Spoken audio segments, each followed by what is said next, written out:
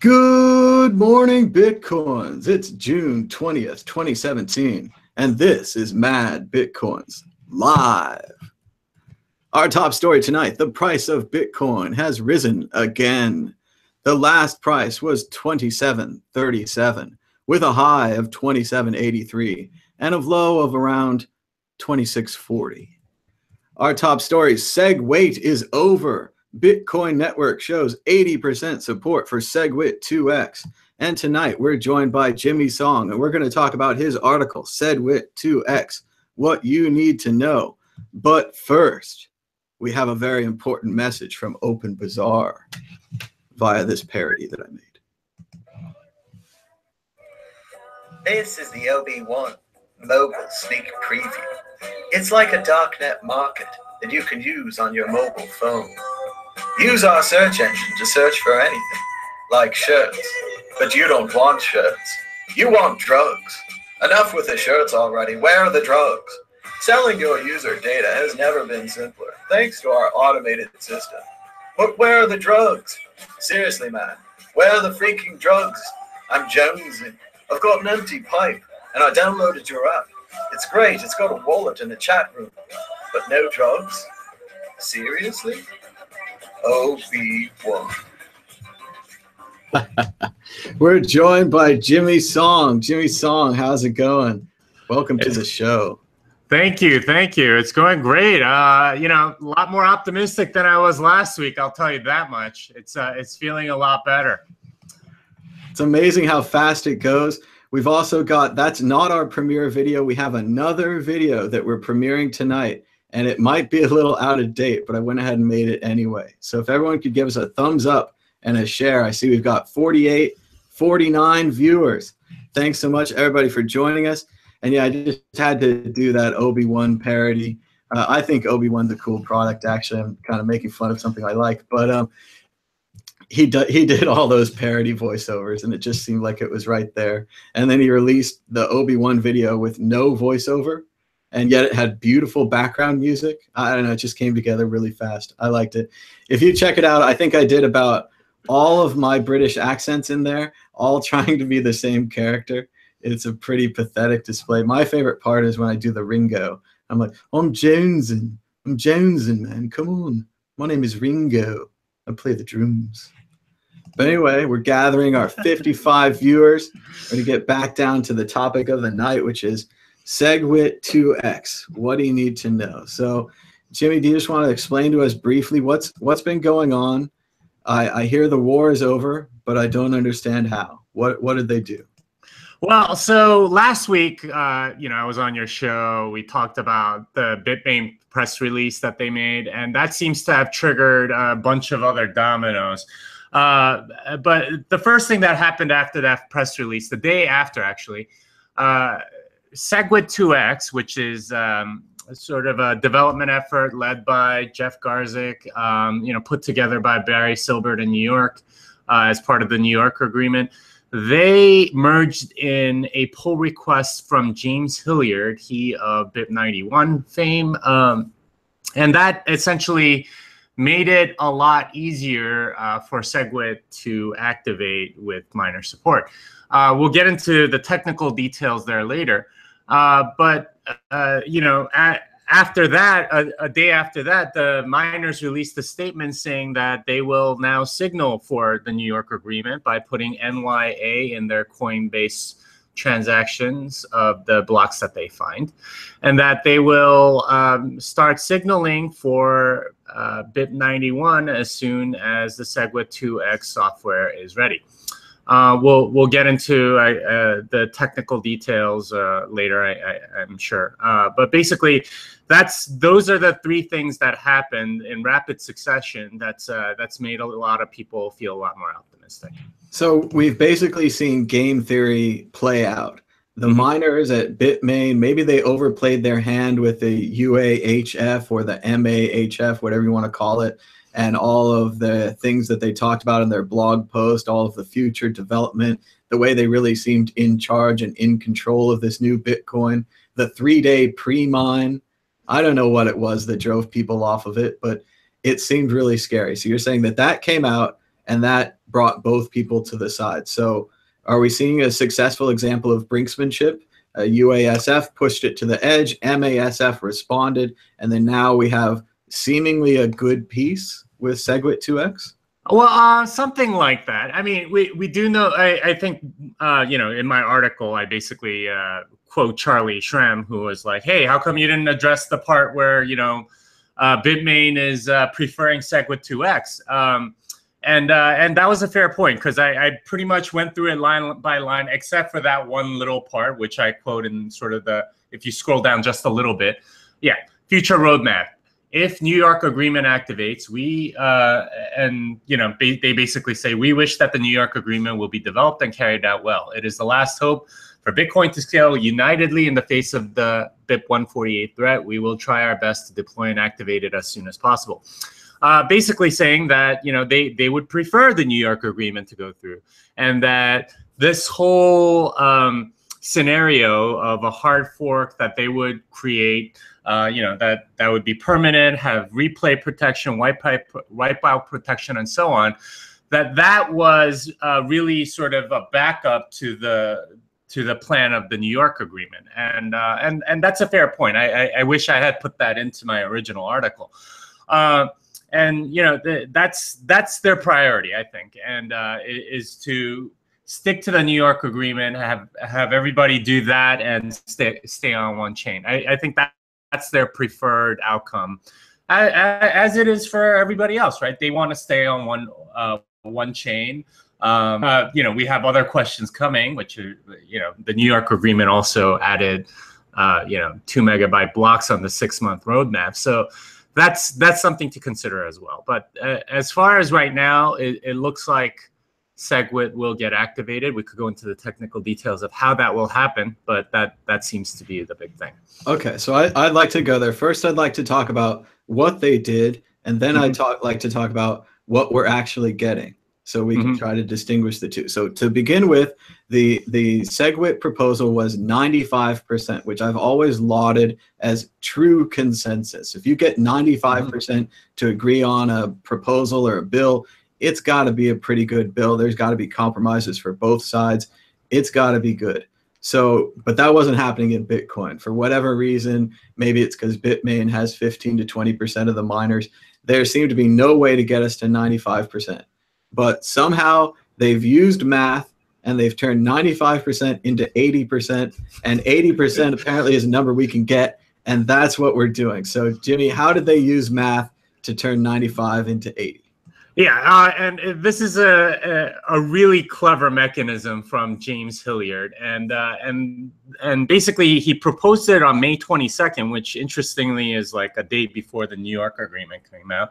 But you know, there were hints that there was a New York agreement being worked on, so he basically put together a Bitcoin improvement proposal that would get everybody, get 80% of the network to agree, and then basically trigger Segwit via BIP 141. But basically, the way it works is actually a lot like BIP 148, user activated soft fork. The way it does that is there are a couple things different, but basically what it does is if 80% of the miners agree, then they will essentially do something like a BIP 148. Force signaling of Segwit or orphan you off, and that's essentially what BIP 91 does. There's a reduced activation period, or reduced, you know, normally with BIP 9, which is what BIP 141 uses, you need an entire difficulty adjustment period, which is 2016 blocks, and you need 95% of that. What BIP 91 does instead is it reduces that to exactly 1/6 of 2016 by 6. It's 336 blocks, and then 80%, which ends up being like 259 blocks, I think, or 269 blocks. 269 blocks. So 269 of 336 blocks need to signal in 1/6 of a difficulty adjustment period for BIP91. Once it's locked in, then you need to wait another 336 blocks, and then BIP91 is activated. At that point, it's pretty much like we've activated BIP148 onto the network, except that 80% of the miners have agreed to it. And with that, so what would happen on August 1st with 148? Oh, so if it's if BIP91 has activated by then nothing. It'll stay on one chain. Everybody is forced to signal for Segwit. So that means that we'll get to 95% very quickly in the next, difficulty adjustment period, which is 2016 blocks. So it'll take about 2 weeks. 2016 blocks is about 2 weeks to get Segwit locked in, and then there's another 2 weeks where it gets activated, and at that point, which is about a month after August 1st, presumably. It would be around August 28th or something like that. That's when Segwit would now be active on the Bitcoin network, and you can send Segwit transactions and everything else. There are some minor things that we need to talk about as far as I made a mistake on signaling. You need to signal bit 4 for BIP91 and bit 1 for BIP141. But basically, it's almost exactly like BIP148, but instead of a flag day, you're waiting for sort of miner voting at 80% to trigger it. After it's adopted, would it be permanent? Could they take it back out? Is there a way they could maybe just duck under the August 1st deadline and then change their minds? No. Once that soft fork rule is in place, much like BIP148, you're forced to signal for a Segwit, or else you will be orphaned off the network. So if you mine a block that doesn't signal BIP141, then you're off. You'll get orphaned off. Somebody, but basically every node that's running Segwit2x will not accept that block, and neither will BIP148 if that's active as well. And the longest chain, since it's over 80% at least, and probably closer to 93 according to the stats from today, will mine on a much longer chain, and the other chain will never have a chance to catch up. Now, I do want to say here that it's possible that maybe there's a small minority. Right now, there's about 7% of blocks that aren't signaling either for Segwit2x or for BIP141, which is Segwit. And it's possible those guys can try to break off, but I haven't heard anything like that of people wanting to do that. So I don't consider that a big threat, but that is a possibility that they would have their own, but they would quickly be overtaken. So they would need to do some sort of a hard fork. Keep mining their old fork? Could they make a Bitcoin Classic or something like that? Yeah, they could, except nobody else would recognize it, and they would need to do some sort of a permanent hard fork for any exchange to accept it. So I don't see that as very likely. It's kind of the scenario that BIP148 advocates were thinking before, if they had over 50% of the hash rate, but this is going to be like 93% of the hash rate. So, that chain isn't going to grow very fast. At 7%, you're looking at like, an hour and a half for a single block. So, yeah, it's probably not going to happen. We're just going to have one chain. Everyone's going to signal BIP141. Everyone's going to signal Segwit. It will get locked in 2 weeks, and then it will be active 2 weeks after that. So minimum time, you're looking at 33 days from Segwit2x all the way to actual Segwit on the network. If we come in the middle of a difficulty adjustment period or something like that, you're looking at something like another 10 days, so 43 days, something like 33 to 43 days before everything is locked in and we have Segwit on the network ready to use. And what about Bitmain's plan, the user-activated hard fork? Is that still on the schedule? If it doesn't look like it according to their press release, it's entirely possible, I guess, that they could, but they don't. I mean, their press release said that hey, if New York agreement goes through, then we're not going to do any of this. And that seems to be the case, right? Like this is sort of brinksmanship at work. Everybody got scared, and now they're all cooperating. It looks like we're going to have Segwit on the network.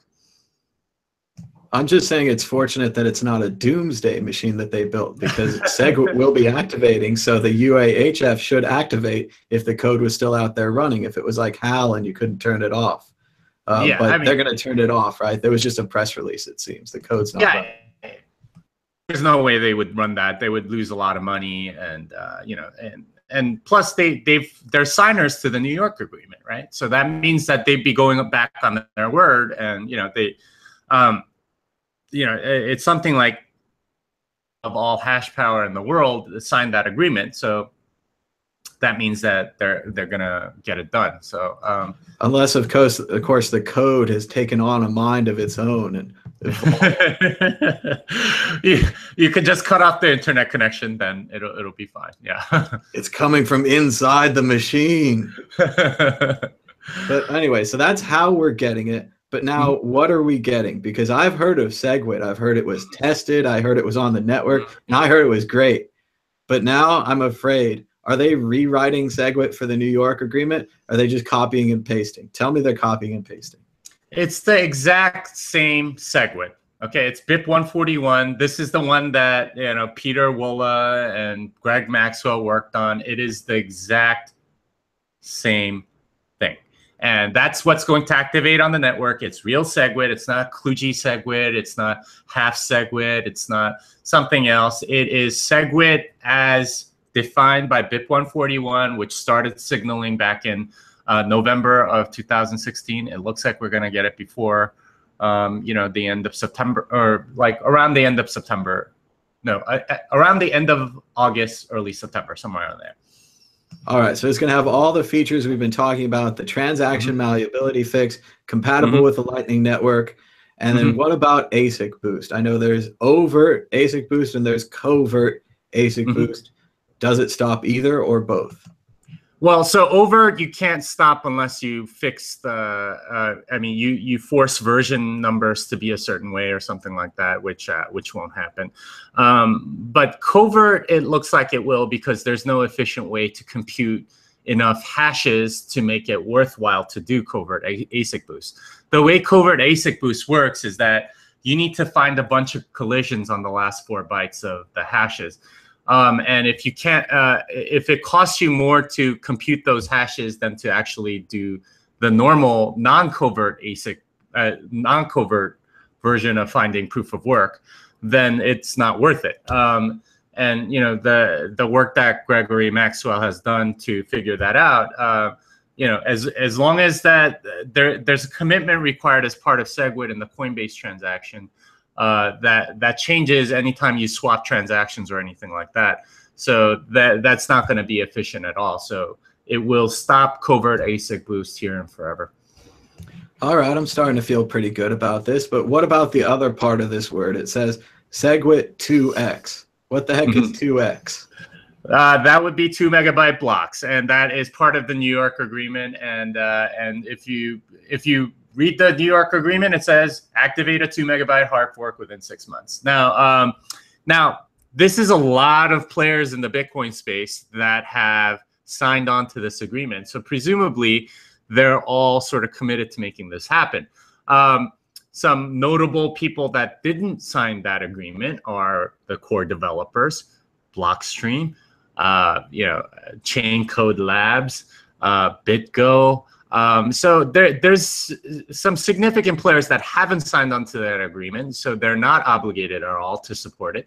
But there is at least 80% of mining hash power that is committed to making 2 megabyte blocks happen within 6 months. And that was as of May 23rd. So 6 months from May 23rd is November. Well, is it November? Yeah, it's November 23rd. So that's, you know, that doesn't give us that much time. And I was sort of speculating towards the end of my article, well, who's actually going to make that happen, and how's it going to happen? It does look like, I've since heard that it does look like Segwit2x will be the software that does it. And according to some pull requests and some mailing listings that I've read, it looks like it will happen exactly 3 months after Segwit activates or something like that. Or Segwit is locked in, sorry. Okay, breaking news, we have a picture of some of these signers. Oh, that doesn't look good. I'm not sure you'd want to follow that. That doesn't look like a good plan. Okay, so we have a plan, but we're not sure we want to follow it. Are we roped into this plan? Is it part of the code?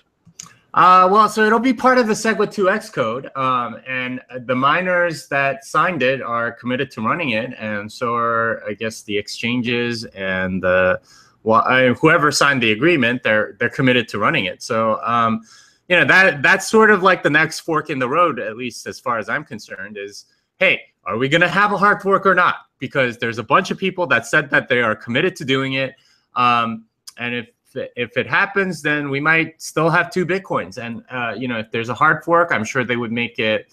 And, you know, there's a good chance of a minority fork still. Then, you know, they're probably going to have replay protection and wipeout protection. All those issues still come back. So, except it has to be done on the hard fork side. Yeah. So that's sort of my next worry point for me, because that's a significant part of the Bitcoin economy that has committed to doing this. Replay and wipeout protection are fine, but what about the 1 Bitcoin idea? We need there to be 1 Bitcoin. It's too risky to do a hard fork to end up with 2 Bitcoins and 2 competing projects. I really hope they know what they're doing. It sounds questionable to me. Yeah, it's hard to know what they're expecting, and I imagine there will be even more sort of game theory scenarios coming up after Segwit activates, because, you know, there will be a lot of people saying, hey, Segwit's now here, and, you know, that's going to reduce fee congestion. Now we get to actually see if that actually reduces fees, right? Like early September, I think we'll finally see, okay, well, is that reducing fees here? Is Lightning Network a big part of the economy now? And, you know, I mean, there will be calls to say, hey, you know what, you need a little more time to let the whole economy sort of move towards these things, because, you know, the wallets have to, you know, like be released with all these features. I mean, some of them already have it, obviously, but, you know, there's a significant part of the economy that's sort of going from using block space to do the transactions. You know, a lot of what happens after that will depend on how the network reacts and how, you know, people react, how wallets react, how exchanges react. You know, I mean, is there like, hey, God forbid there be like some sort of like bug in Segwit or some exploit or something like that? Who knows what can happen, right? Like there's so many ways in which this can go, and we just sort of have to watch and wait until the network goes through. I mean, I don't believe there will be bugs. Don't get me wrong, but these are the sort of things that you have to talk or think about before we can accurately predict what will happen on the network. No, but what about the timing of all this? Because it sounds like they really want to push the 2 megabyte hard fork through. Is Lightning going to be ready in time? Will we get a chance to test it to see if it does affect the transaction fee? Because I'm just worried that we go ahead and attach something to Bitcoin that doesn't need to be attached, and we end up with 2 Bitcoins and we mess this whole thing up. And I know they're all well-meaning, and I respect all the companies. I'm just not sure on this hard fork thing. So is there going to be enough time to test Lightning? I don't know. And I mean, there are Lightning Network transactions on Litecoin right now. So I mean, that's in a way, I mean, this is great because Litecoin sort of tested a lot of stuff for Bitcoin already. And, you know, nobody's really found any big bugs or anything or exploits or anything like that. So that's great. Now we can bring it on our network. Is it going to be ready in time? Are people going to use it in time to actually reduce fee pressure? That's the bigger question, and I'm not sure. Well, and I think the usability, it could be ready as like a back-end networking thing you could do with your command line. But if there's not an iPhone app and it's not a web app and it's not easy to use, I don't see normal people using it, at least until it's developed. Yeah, and that's the question. I mean, I do know there are wallets that have it already or have it ready to go or something like that. I know, like, I think Samurai Wallet might have something Lightning Network related that's already ready. They're just waiting for it to come on the network. And I mean, like, all these wallets and exchanges and stuff, you guys should be testing everything on testnet right now, making sure that it works smoothly and that it has good UI and getting feedback from customers. I mean, I really hope that's what you're doing, because if you're waiting for it to activate before actually implementing that into your service, well, screw you, right? Like, get ready for your customers, man. Like, help the network out. I hope that's what they're doing, and presumably that's what they are doing, because I mean, they're not sitting on their hands at this point, and hopefully they can figure out the math of all this. All right, I'd like to thank our 186 live viewers and just ask everyone to give us a thumbs up and a share. We're looking down at the chat. We've got a new feature in the chat today on the MadBitcoins channel. It's called Super Chat. If you want to send me some money to make your chat comment go to the top of the list, you could do that. It's something that YouTube's developed. I saw one person tune in, drop out. Thank you for the $10 donation. Thank you very much. You didn't ask a question. I'd be glad to answer your question if you have one. And there's another question about how much of the Super Chat money I get. I don't know. I know that Google and YouTube usually take a cut, so I'm hoping for maybe $9 or $8 on the 10. But you never know. But let's just move to some questions. So BC Joey says, if they back out, they'll destroy their credibility going forward. All right, that's more of a statement. Let's see. Timmy B asks, why is the Segwit2x code pushing the Bitcoin version number from 0.14 to 1.14? I don't know. Is this a number question, Jimmy?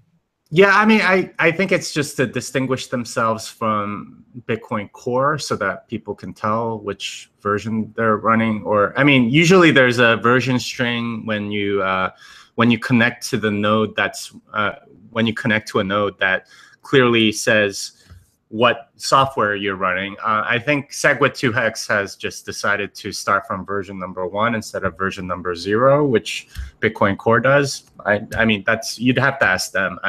That's my guess, though. All right, now I've got a question from Tone Vase, who asks, who is coding Segwit2x? Is it open source? Yeah, I mean, obviously James Hilliard wrote BIP91. I believe Jeff Garzik the one that actually merged it. It's mostly Bitcoin Core, except for the patches that have come in, including BIP91 and presumably like a 2 megabyte hard fork. I think Jeff Garzik is leading development. I think Mike Belshi from BitGo is doing the project management around it. Yeah, I'm not sure of who the others are, but you can go to their GitHub repository. It's github.com/BTC1, and you can go look at their project and take a look at that. All right, we've got another question from Tone. He says, can miners run BIP91 without running Segwit2x code? Like, just run BIP91 and signal for Segwit2x somehow? Yes. You'd have to change your software to signal that bit. I believe you can do it in the configuration. I forget exactly how, but there's a way, and I'm sure somebody will be releasing that. If it isn't out there already, just sort of like core plus signal at bit 4 and bit 1, and that's it. And that's very easy to do. Yeah, I could probably make it in 5 minutes. I think anyone that's looked at the code can too. So not a very hard thing, and there will be somebody that makes it. All right, we've got a comment from LA Xavier. He says, moving his coins to paper is such a bitch right now. Lessons being learned. And I agree. Paper wallets can be hard to work with. I used to boot into Tails Linux and do mine, but now, of course, my laptop doesn't even have a CD or DVD drive. So I don't know what to do now. But you can also get a Trezor or a Ledger or a Keep Key, one of those. They create your keys offline, and so your keys are never on the internet. The keys are created in the little box. That's a pretty neat thing. Yeah. And that helps a lot. I just got a Trezor. Yeah. Did you get? Oh, they have a new one, or is it the old one? I don't know. Here, let me get it. It's right I was over just going to say here. on the paper wallets, it's also tough because once you import them, they're kind of done. Like you kind of need to bring them all in. It's a one-use thing. So, but here's a Trezor right here, one of the new ones. Yeah, and you should use Thomas's affiliate code like I did to make sure he gets some money. Yeah, MadBitcoins on Trezor if you're gonna buy one. They're really good with that affiliate code. They recently gave me like a couple $100 for promoting Trezors, and I think it's a good product. I think Ledger's good too. Keep Key, everybody else, a hardware wallet is the way to go. Let's see. We got a question. Oh, it scrolled like a lot.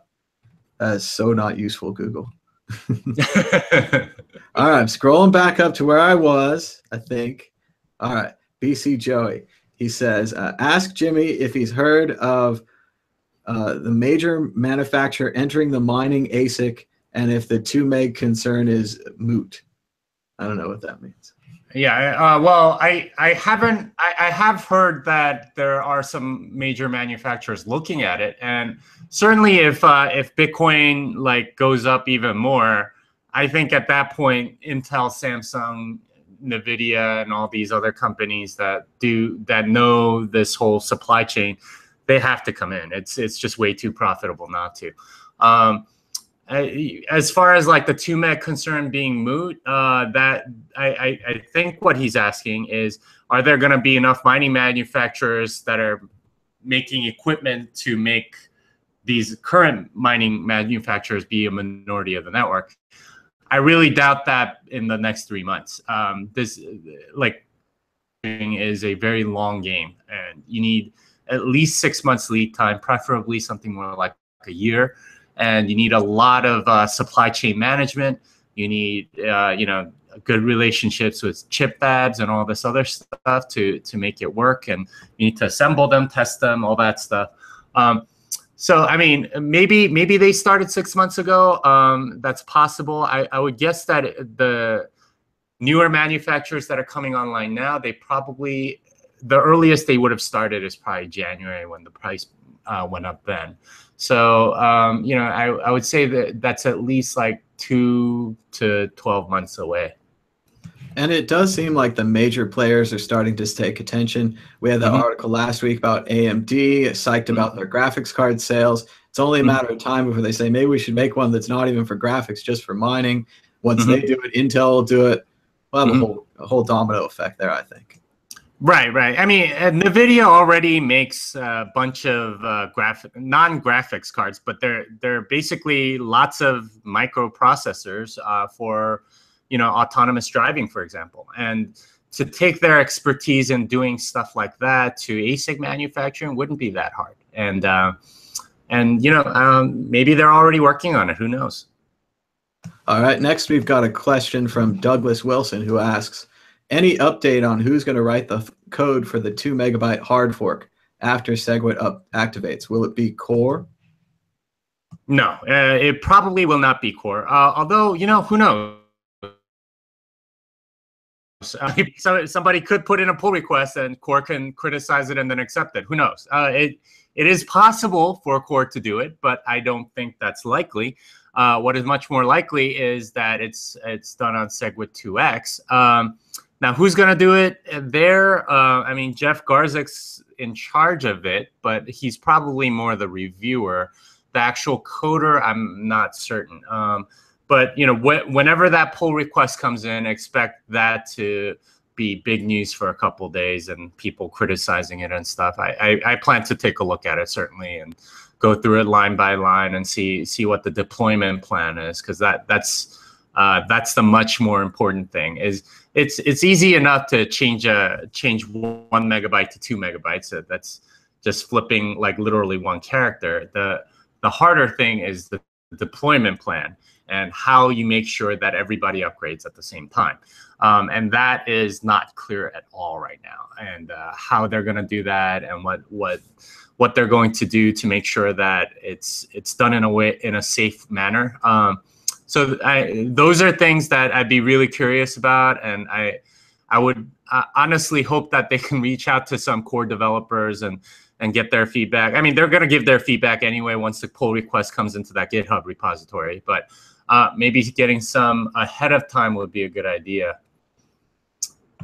All right, next we've got a question from Rocky Mountain High Speed. He says, will there be any relief in fees for this? Well, I should hope so, but it's hard to say, right? Because over the weekend, like fees dropped to like $1 per byte or something ridiculously low. And you know, before it was like in the hundreds of Satoshi per byte. So you know, it's sort of already dropped a little bit. Who knows what's actually happening? Like if Lightning comes on, then there might be even more sort of demand for transactions in the short term because everyone's opening up channels. Maybe not. I don't know. It's hard to say. I would hope that it drops the transaction fees on the network at least temporarily. But yeah, it's hard to say because like it's sort of like an economy question. Will the economy or will the stock market go up or down because of this? So who knows, right? Like and that's a very difficult question because it's a nonlinear system. Well, I hate to say this because this puts the greed eyes into everybody that's watching, but I was taking a look at Litecoin there, and it went up about 7 times after they activated Segwit. So, but that would also mean that the fees on Bitcoin would go up 7 times. So, could this mean higher fees in the short term, at least?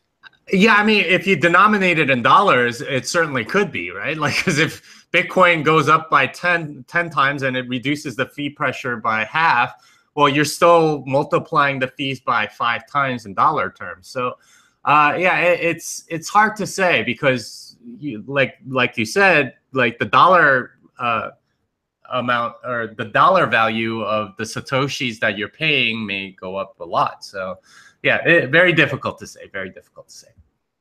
I wasn't going to mention this, but Moon Man in the chat says, this guy looks like the Curio Cards guy, crisis actor. And we do have new Curio Cards today because it's Tuesday. And every Tuesday is new Curio Card Tuesday. We've got some great ones here from cryptopop.net. These are some cute dogs, and they're into Bitcoin. But there's a problem today, actually, with Ethereum, Jimmy. Have you heard about the Ethereum problem? They had a big ICO this morning, and now the network's jammed. So we're actually hoping people buy Curio Cards tomorrow because today Ethereum's kind of broken. So what have you heard about that? Just changing topic slightly. Yeah. So the ICO, like ICOs put like tremendous pressure on the Ethereum network. And I don't think tomorrow's going to be a good day either, Thomas, because I need my cards. I'm a collector of these things. I'm going to have to send some slow transactions or something. Yeah, I mean, Civic's having their ICO tomorrow morning, so I don't know if this is going to really let up. So, I mean, I said this, you know, on Friday at the Bitcoin group. You know, like there's a lot of ICOs and a tremendous amount of transactions on Ethereum right now, and that blockchain is growing really, really quickly. So, I've heard it's growing at 1 gigabyte a day. That is, you know, and that will look very small compared to what will happen in about a month when you have all these, after all these ICOs happen. And can you imagine if there's like a big price movement and everyone's trying to get Ethereum onto these exchanges? You know, I like the stampede to the exit or whatever is going to be pretty epic. And I can't imagine it ending very well. It's hard to understand their end game really, because like today they gave status, I don't know, $64 million, 164, I don't know. They gave them a lot of money, right? And everyone expects them to take that money, sell it, and use it to hire people to make a great product. Well, if every ICO does that, isn't that a lot of sell pressure on Ethereum? They're all going to have to convert their coins eventually. Maybe they're holding now. But if the price starts to dip, they're all going to run to the door. It's going to be a stampede, like you're saying. Yeah, you would think so. And especially for these projects that have no other funding, you're sort of forced to sell Ethereum every once in a while to at least make payroll. So, yeah, I mean, there's a lot of money that have gone into these ICOs, but it's not dollars, it's Ethereum. So in order to make use of it, they're going to have to sell it. And who knows where that goes? Right now, like for a lot of the Ethereum is sort of in the hands of a few people in the form of these ICOs, right? Like there are people that are holding, I'm sure, but a ton of the Ethereum is actually just in these foundations or whoever is holding the Ethereums for the ICOs. All right, we've got another question from McDonough. He says, do you guys think more people will sell Bitcoin for Litecoin in the case of a hard fork? Litecoin seems undervalued to him. Possibly. Depends on how much, like utility there is in payment channels and Lightning Network and things like that. Obviously yours.org is using Litecoin now. So if more people want to use that, then they might sell for that reason. But really, it's, people are going to sell if they think that a coin has a better future. And if that's the calculation that they make, then that's what will happen. And I hate to be a big bucket of water here on Litecoin, but you can't just take something and say you're going to replace it with another thing, and then to use the word fiat in its actual definition, let it be done. I can't just fiat that. Bitcoin's taken all this time to make Bitcoin ATMs, Bitcoin wallets on your phone, a couple of merchants that take it, all this ecosystem, just like the dollar has. The dollar has this whole ecosystem. We just wanted to replace the dollar with Bitcoin. Thought it'd be easy, and they want to replace Bitcoin with Litecoin. It's going to be a lot harder. You need people using your network. You need transactions. Speculation is one thing, and I think it's great that everyone made a lot of money. But I would try to look at those transactions and find a cryptocurrency that people are actually using. And I'm afraid there's only one, and its name is Bitcoin.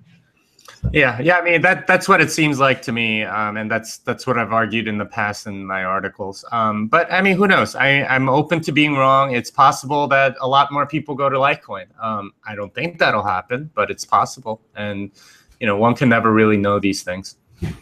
All right, we've got a question from V33R who says, given the sentiment of the developer support for Segwit2x and the UASF crowd, do you think people will signal for the hard fork?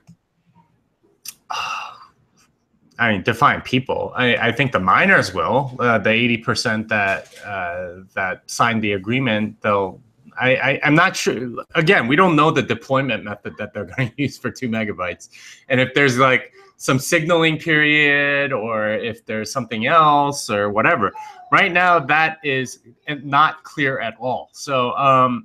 You gotta figure that they go with the BIP 148 strategy, and they say, if you don't signal for the hard fork, we're going to start making a new chain that doesn't recognize your blocks if you don't signal for the hard fork. Check and mate. Well, I mean, if they're going to do that, they might as well just do a flag day. 2 megabyte hard fork is, hey, on September 21st, we're going to hard fork to 2 megabyte blocks, and if you don't upgrade, then you're going to be on a minority chain. They can totally do that, and they very well may. It's hard to know though until they have like a deployment plan. We don't know, and that's sort of still an open question as far as I'm concerned. We've got a comment from Tone. He says that Garzik is not Bitcoin Core. And a fun note about Bitcoin Core: the project was actually named by Mike Hearn, the famous Bitcoin quitter who said Bitcoin was dead. And the members of the core team rejected this because they thought core meant something that you couldn't live without. And I think that's what Hearn was going for. And it's interesting to see how that name has worked out. Yeah. And Garzik used to be part of Bitcoin Core. He's not anymore. I'm not aware of any contributions he's made in a very long time. But I mean, he's been with in the eco space for a long time and doing some interesting things. So, I mean, I have no more comment on Jeff Garzik than that. He's all right. I saw him do a presentation once about his cube satellites. I thought it was super fascinating. I love the idea of Bitcoin in space. I've covered it several times on MadBitcoins, just so I could do the old pigs in space. Bitcoin in space. That's always fun, at least for me. We've got a question from Zero to Cash. He says, do you guys think this is really going to happen? Is it going to turn Bitcoin into PayPal? I don't think Bitcoin will turn into PayPal. I don't know what it is in that question. Like, is he referring to Segwit2x or Segwit? Yeah, I think, well, and that are we going towards payments? Are we cutting off store of value? Or are we still trying to do both? I think is kind of what he's saying. Yeah, I mean, I certainly think Bitcoin is still a great store of value, Segwit or no Segwit, and 2 megabytes or no 2 megabytes. So whatever the case, it's still a great store of value. The only way you really break that is if you break immutability, fungibility, these other things that sort of make something a good store of value. So far, we haven't really broken any of those, but splitting it into 2 coins that would break it. So that's still an open question in my mind whether or not we will hard fork into 2 different forks. Even if they do hard fork to 2 megabytes. Is that going to reduce transaction fees? I'm going to start buying coffee with Bitcoin. Is that it? Once you're at 2 different coins, all bets are off because who knows? I think the goal to restore the coffee is the Lightning Network, right? That's our coffee network. Although the miners seem to think if they go to 2 megabytes, they get the coffee transactions back. I'm not sure what their motivation is there. Yeah, I mean, I've always thought that it was more an issue of control and having more influence. I don't think 2 megabytes actually matters all that much to anybody. But that's what they want, and this is sort of like, I mean, like World War II, right? Like, grad, it wasn't that important, but he wanted it, and that became sort of like the place where the battle was won or whatever. It's kind of like that. It's not the technical issue isn't that important in my mind.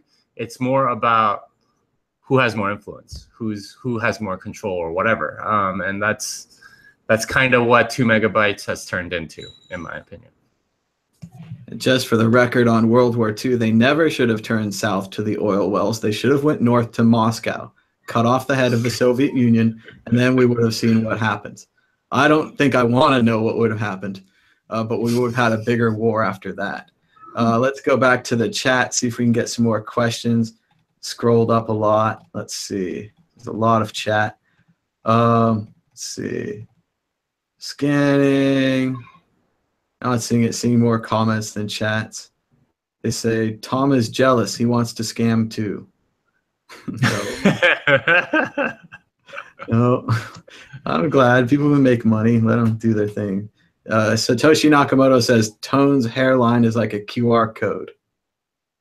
I would like to scan that and see if that's true. They're asking what the ICO is today. It was called Status. I don't really know what it is. Originally, Twitter was called Status.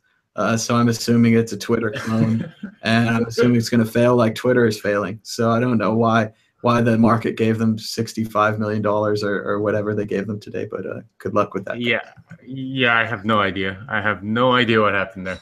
I mean, I don't think, maybe you could get Twitter for $65 million these days. I don't know. I'd have to look up the numbers. Definitely get a part of it. Let's see. We've got a question from Satoshi Nakamoto, inventor of Bitcoin. He says, MadBitcoins, why does Jihan want to destroy what we built? Not clear that he wants to destroy it. It does sound like he wants more control or more influence. And who doesn't, right? Like it's a very valuable network. You and I want more influence on this network and utilize it for whatever thing that we want to utilize it for. Right now, it's just they're conflicting visions of what Bitcoin can be, conflicting desires of who should have influence and who shouldn't, and that's really what this conflict comes down to.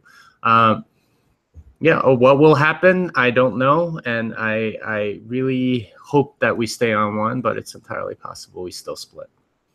All right, let's do some coin advice for Bitcoin holders. What should they be doing right now? Should they store their keys on an exchange? Should they get a Trezor or a Ledger, get them offline? What's the best position for a potential fork?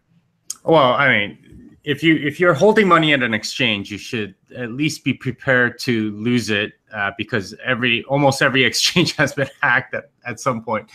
And that's just the history of Bitcoin. You should keep your coins on your own. Okay, and ideally, if you're but that's hard. I have to get a hardware wallet. I have to get a safe deposit box. I have to get a safe or something. Yeah, that's so hard, Jimmy. I'm lazy. I don't want to be my own bank. Yeah, I mean, if you want somebody else to be your bank, then you're taking the risks that somebody else, controlling your stuff does. So you can do that. I don't recommend it, and I really hope that you keep it on your own and sort of store it away in a safe place. There's a lot of different ways you can do it. There's something called the Glacier protocol if you want to like have super duper uber safety with like all sorts of features like dead man switches and things like that.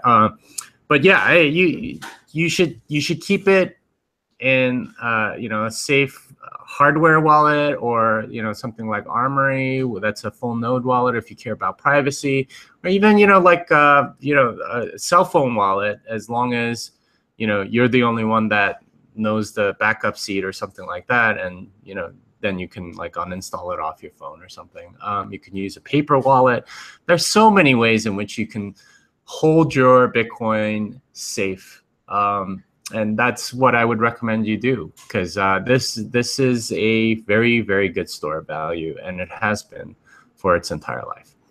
And it can seem daunting when you're starting to set up your Bitcoin security system, but once it's set up, you could put the key to your Trezor into your safe deposit box. You could put your Trezor out somewhere. It has a key code on it, so it's protected. And then you could keep sending Bitcoins to your safe address. So once you're set up, you can just file away more Bitcoin. You can try it with like a 0.1 or a 0.1. So if you screw up, you don't lose all your money. I would definitely suggest that. Send your money slowly to your device. Figure out what you would do if you lost the password or whatever. Try to break back into it with the mnemonic key there. But yeah, there's a lot of options. Everyone should do it. And the reason to do it is because we don't know what the exchanges are going to do. With the Ethereum Classic situation, some exchanges announced beforehand what they're going to do, changed their mind afterwards. And some exchanges like Coinbase have never given those people the ETH Classic. So if there's a network split and you have your coins in a private wallet at home, you can use those to bring them back onto the network, both the fork and the other fork. The problem if you're in an exchange is they might choose one fork or the other, and you don't get to choose. So it's saving your choice by having them offline in your control. I mean, that said, if it hard forks, who knows what happens. So maybe you do want it on an exchange so you could sell it before the hard fork event, or after the hard fork event, or whatever. Or maybe you want to buy some more. I don't know. Or trade it for some other coin. I don't know. Like there's so many ways in which you'll want to play it. Whatever your investment decision is, go with it. But if you want to keep Bitcoin, just fine, and sort of away from yourself, even, so that you don't mess with it. And Xavier says this sounds really complicated. He might have to sell to fiat and buy back into Bitcoin later. You got to be careful with that. I know from my own experience, whenever it goes up, it seems to go up really fast and without any kind of notice. So if you're sitting on the sidelines of the market, you're not going to benefit from that great green line that happens.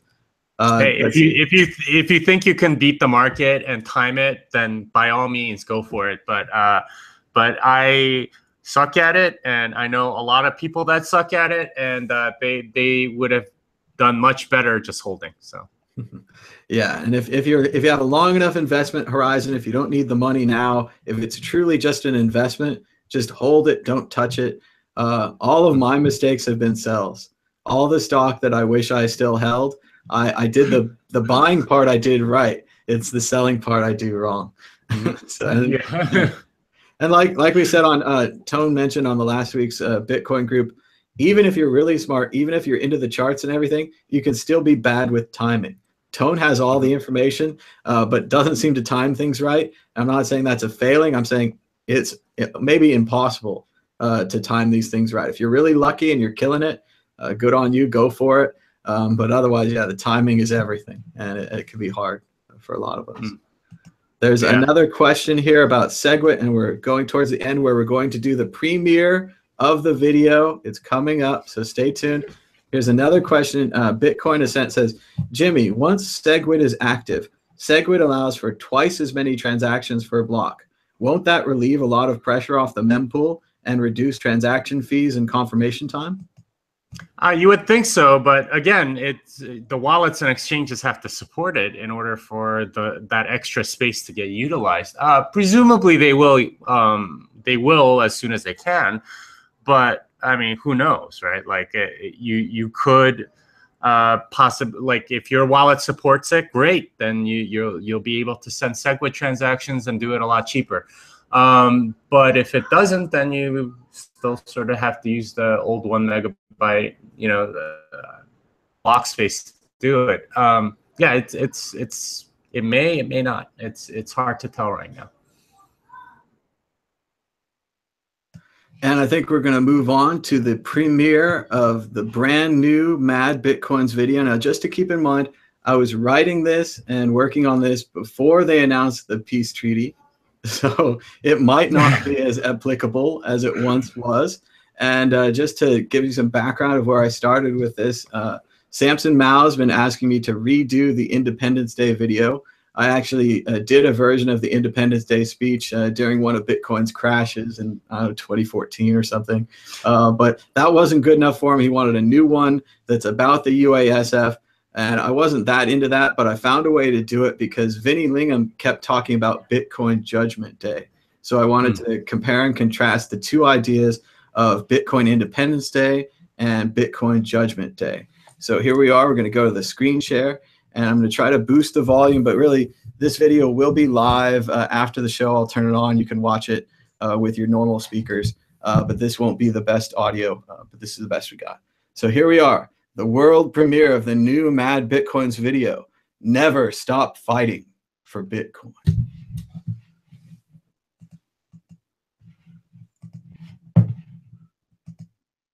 Good morning, Bitcoins. The 21 million Bitcoin limit was breached on August 1st, 2017.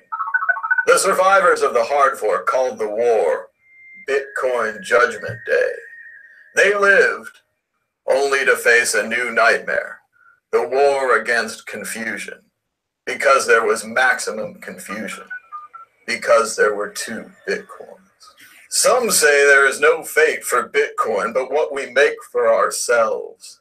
I wish I could believe that. They tried to murder Bitcoin before it was born. When Bitcoin was young, they tried again. All my life, they told me a storm was coming. Bitcoin Judgment Day. The beginning of a war between Bitcoin and itself. Millions of new Bitcoins would be created in an instant. And now they have a date. It's starting August 1st.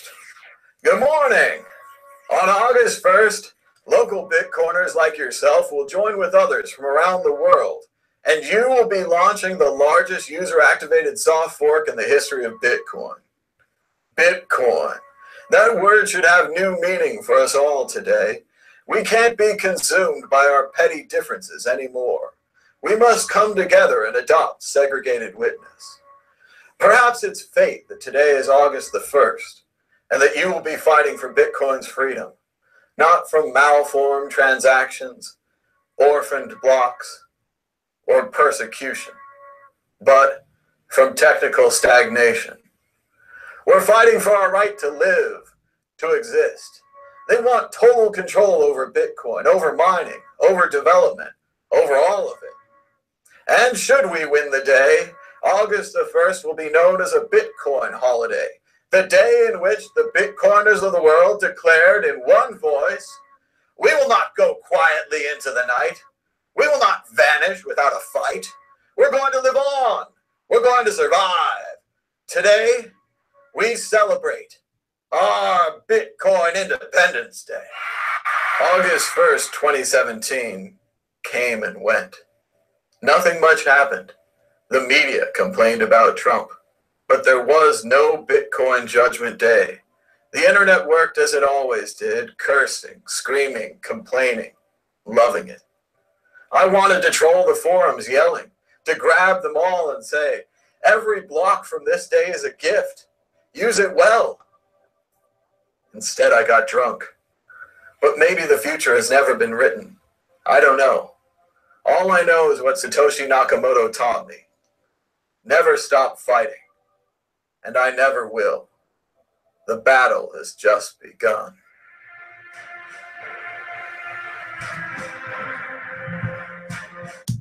And there it is, the new Mad Bitcoins video, which will go live shortly after this broadcast.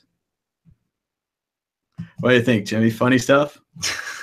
That was great. Yeah, it really would have been better if it was like, right after August, after Segwit activates, and then like we had this hard fork deadline. But otherwise, like other than the date, I think, yeah, trying to figure out how to change the future is a great message. It is. And yeah, we were probably going to go closer to the brink, I thought. So I thought I had lots of time to get that out there. But then it was like, oh, peace is declared. And I had the script in the bag. And I was like, well, I should read that into the camera and see how it goes. Also, a little target of opportunity today with Open Bazaar. Brian Hoffman's been doing the voiceover videos. And he released his Open Bazaar video without even a voiceover. And I thought it was just perfect to add a little voiceover in there. So just having fun with them. I think Obi-Wan's a cool project. And they're nice guys. I don't want any kind of war about this. But thank you guys so much for watching. We enjoyed answering your questions. We'll probably be back here in a couple of days with the Bitcoin group, or maybe another show if something happens, something exciting in Bitcoin. As always, you can donate Bitcoins at MadBitcoins.com or subscribe to my Patreon at patreon.com/MadBitcoins. As we mentioned earlier, we do have new curio cards. And these are artwork from CryptoPop.net, and all the proceeds from the sale of these cards go directly to CryptoPop.net. So thanks so much to Lewis for helping us out with these great cards on the mycuriocards.com. And maybe tomorrow Ethereum will be all clogged up and you can buy them. But who knows? Maybe it's clogged up every day. But Jimmy, anywhere, what can the people find out? Follow Jimmy Song on Twitter. Check out Jimmy Song on Medium. Yeah, Twitter, Medium, GitHub. My username is Jimmy Song on all three. I try to make these articles. I made a couple of mistakes in the article that I released yesterday, so I'm sorry about that. I tried to rectify by changing it. Yeah, but I mean, what can you do? Sometimes you get an article out fast and you make some mistakes. So I'm sorry. Yeah, that's my one message that I wanted to make sure I said. Well, and that's the way to do it. You get the information out there first. If you make any mistakes, you apologize, you publish a retraction. That's journalism, baby. I guess so. I'm a journalist now. Oh, yeah. Moving up in the world, or maybe down. I'm not sure. But we're running out of time. Thanks so much for everybody for the thumbs up and for liking the show. I'm going to go publish that other video, put it on Twitter. Maybe give that a like and a retweet. And until next time, we're out of time. Bye-bye.